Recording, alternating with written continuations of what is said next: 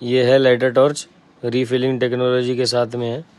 इसमें नीचे यहाँ पे सिलेंडर हेड दिया हुआ है, अंदर यहाँ पे गैस भरी जाती है। इसमें टाँका लगाने के लिए सबसे बेस्ट चीज़ है ये। यहाँ से ऑन ऑफ होता है, यहाँ से ऐसे ये ऑन या ऑफ होगा, और ये यहाँ से ऐसे लॉक कर दिया जाएगा। ऐसे करोगे तो इसमें कम ज़्यादा भी फ्लेम कर सकते हैं आप। ये देखिए,